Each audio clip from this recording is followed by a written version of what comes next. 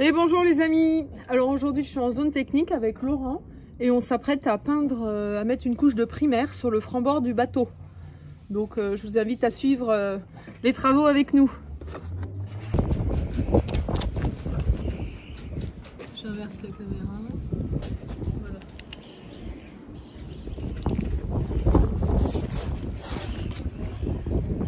On est pile poil là où il y a l'antifouling, à la limite.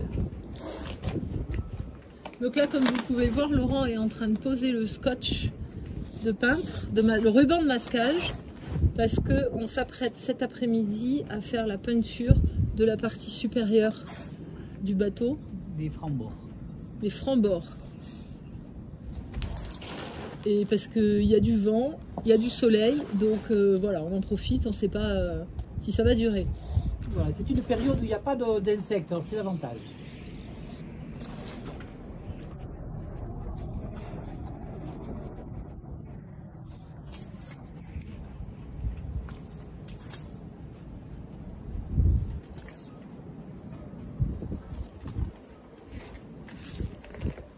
Fatiguée ce matin, j'avançais pas. Tu manques de fer.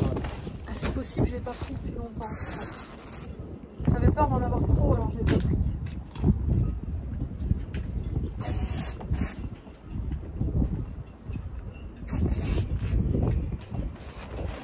J'ai l'impression que c'est plus haut là, hein, parce que là j'ai du mal. Ah ouais, il y a écrit 3 mètres.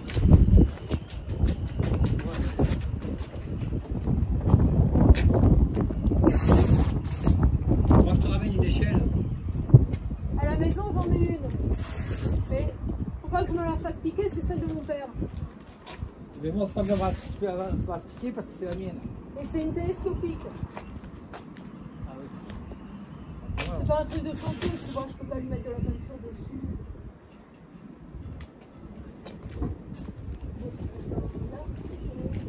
Bon, je passe l'alcool.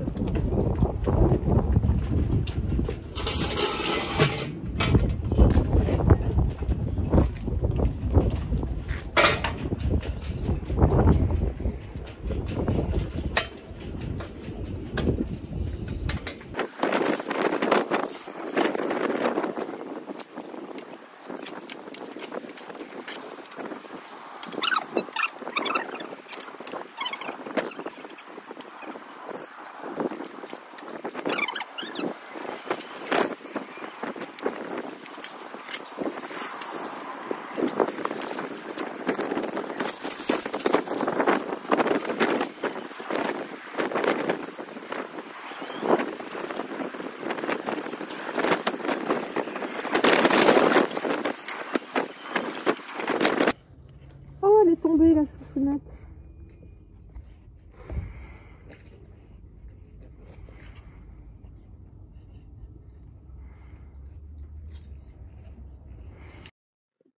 Alors on est en train de tester la consistance de la peinture. La seule peinture qu'on a trouvée après 4 magasins et 2 heures de recherche, c'est celle-ci, la primaire. C'est pas, on voulait une bicomposant, mais il n'y en a pas ici. Donc les prochaines, je vais les acheter sur internet. J'y vais, je fais comme tu m'as dit. Bon, alors là je fais à peu près un petit bout comme ça, là, que tu puisses passer le rouleau tranquille. Moi je le passe un peu vulgairement quand même, mais pour mettre un petit peu, au moins que ce soit régulier. Et mon rôle à moi, c'est de passer le rouleau derrière Voilà. Laurent. On va voir comment ça va faire. Et tu m'as dit de la tirer et l'étaler. Voilà, oui. Donc ça fait bien dessous. On voit plus le coup de pinceau. Tu peux appuyer un peu plus? Non, non, peut-être pas. Alors, voilà, c'est bien. Qu'est-ce que t'en penses? Cool. Pas le bois. Pas le bois. Alors si vous vous demandez pourquoi moi j'ai mis un masque, c'est parce que je suis allergique à ce qu'il y a dans les peintures. Et du coup, voilà, faut que je fasse attention. Généralement, il y a des thiazolinones, des choses comme ça. Et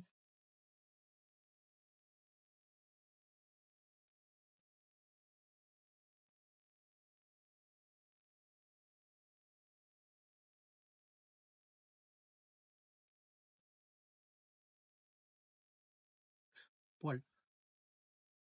Poil. Poil. On va jusqu'à 17 pinceaux.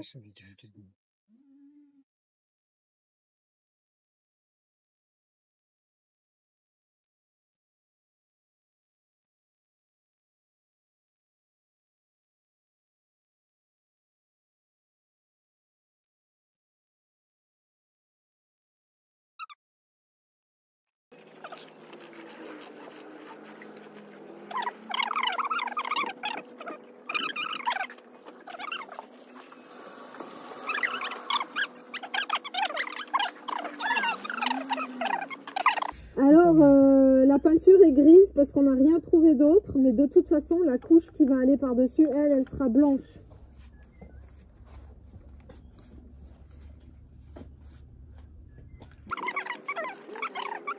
Parce que là, on voit les coups de rouleau là, comme ça. J'essaie de faire droit. Voilà. Là. Okay. Peut-être que tu vas un peu vite. Comme d'habitude. Hein. Là. Quand tu fais ça, ça fait des trucs comme ça. Okay. On peut lui aller doucement. Là. Là. Là, il y a une merde.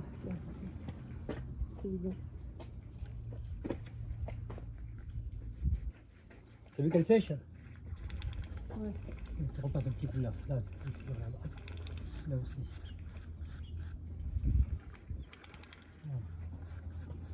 On va repasser un petit coup là et là.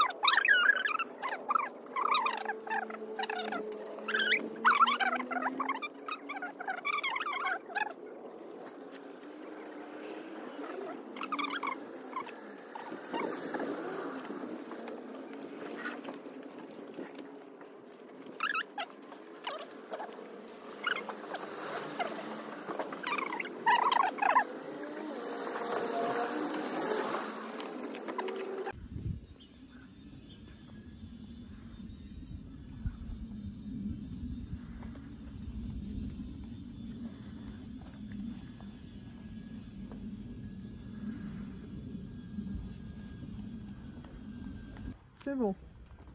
Voilà. L'application au pinceau est bien parce qu'on répartit la dose. Comme ça, l'épaisseur, elle est un peu partout. Et le rouleau permet de faire la finition. Voilà. Avec un petit coup de rouleau, comme ceci. Et ensuite, pam, la finition est liée. Voilà. Ça répartit bien la peinture. Que le pinceau, on voit quand même les traits du pinceau. Et le rouleau, ça justement, ça fait en sorte que ça soit bien appliqué. Qu'il y ait une finition, quoi. Voilà. Et là, on met un peu n'importe comment, un petit peu comme ça. Peu importe, c'est le rouleau qui finira. Voilà. Évidemment qu'il faut être deux. Ou seul, mais bon, faut avoir deux bras. Et on fait des petites bandes parce que ça sèche très vite. Bah, celui-là, il sèche vite. Alors évidemment qu'il vaut mieux faire des 30 cm. Ça suffit bien. Voilà. Là, c'est l'heure du casse-croûte. On fait une pause, on a peint la moitié du bateau. Il reste l'autre moitié à peindre. Et le soleil est enfin arrivé parce qu'on commençait à s'inquiéter. On se disait mince, mais il va pleuvoir. Et puis en fait, non, ça va. On a de la chance. On a une belle vue. On a un peu de soleil sur la coque. Ouais. Là, on va travailler là cet après-midi. Voilà.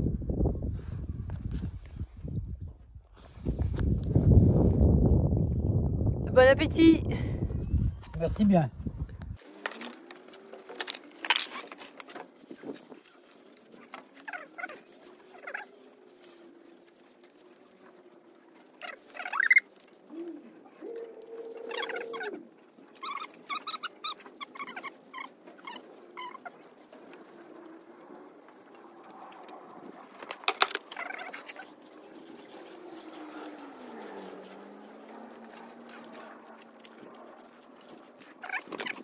Très bien.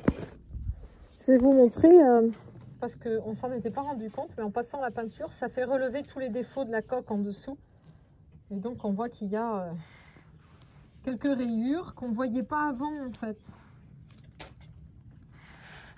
Ou des petits trous des fois comme ça.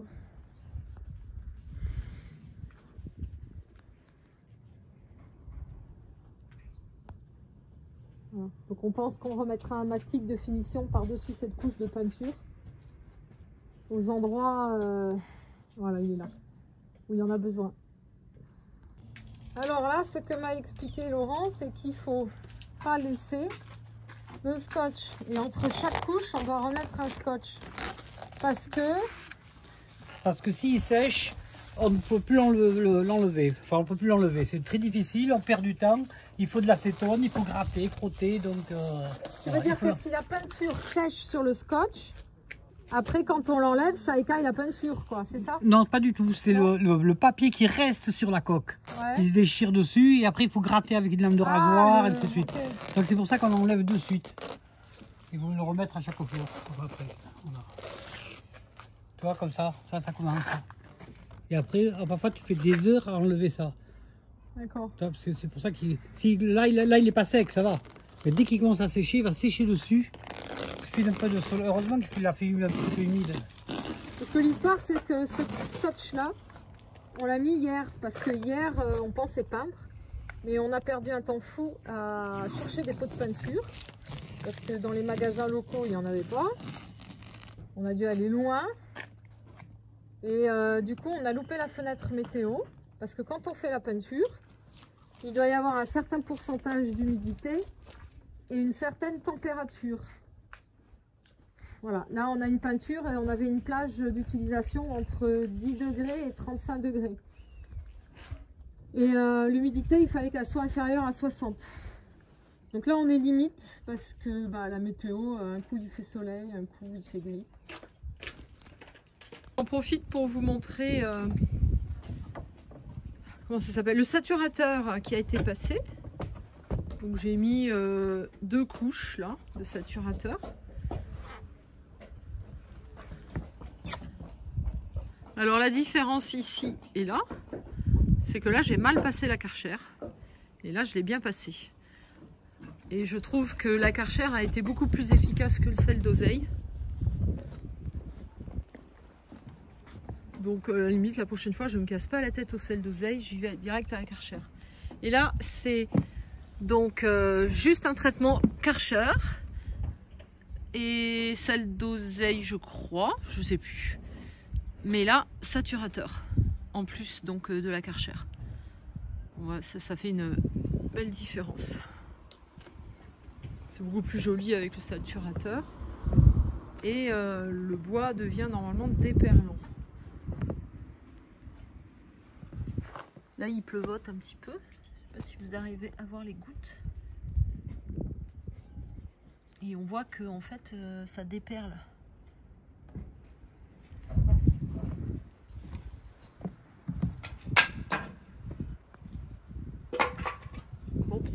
Le bateau change de tête et là on se prépare à partir parce qu'il se met à pleuvoir, donc on a quasiment fini la peinture, la première couche de primaire. Au niveau du primaire on va en mettre qu'une couche.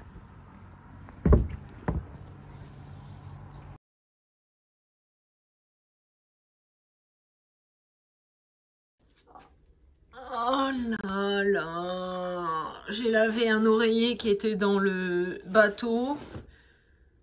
Il s'est ouvert dans ma machine à laver. Il y en a de partout. C'est un carnage.